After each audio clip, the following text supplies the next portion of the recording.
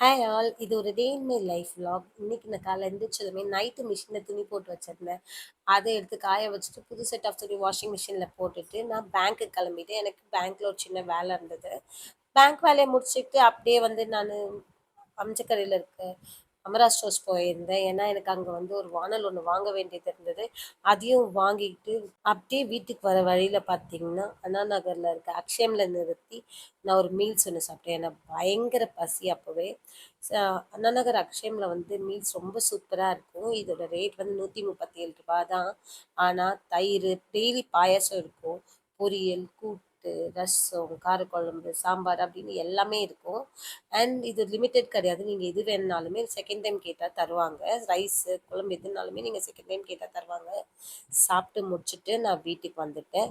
வீட்டுக்கு வந்ததுமே என்னோட சிஸ்டர் வந்து நான் சாப்பிட்ருக்க மாட்டேன்னு நினச்சி எனக்கு கஞ்சி எடுத்துகிட்டு வந்திருந்தா.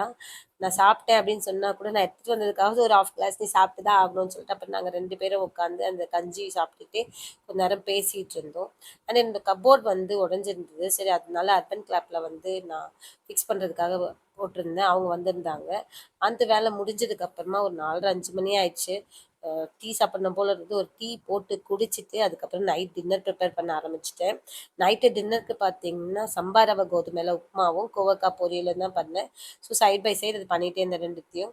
சம்பா ரவை கோதுமைக்கு நான் ஃபஸ்ட்டு ரவையை வறுத்துட்டு அதுக்கப்புறம் குக்கரில் எண்ணெயும் நெய்யும் போட்டு ஆனியன் நல்லா சாட்டே பண்ணிவிட்டு பச்சை மிளகா ஆட் பண்ணிவிட்டு அதுக்கப்புறம் எல்லா காயும் ஒன்றா போட்டேன். நான் பீன்ஸு, கேரட், தக்காளி எல்லாம் ஒன்றா போட்டு அதையுமே கொஞ்சம் வதக்கிட்டு சால்ட்டு போட்டு மூடி போட்டு கொஞ்ச நேரம் மூடி வச்சுட்டு அதுக்கப்புறமா கொஞ்சம் ஒரு 5 மினிட்ஸ் கழித்து எடுத்து வறுத்து வச்சிருந்த ரவையும் அதில் போட்டுட்டு 1 கிளாஸ் நான் வந்து ரவை போட்டிருந்தேன். ஸோ அதுக்கு வந்து 1 1/2 கிளாஸ் 1 1/4 கிளாஸ் நான் தண்ணி விட்டேன்.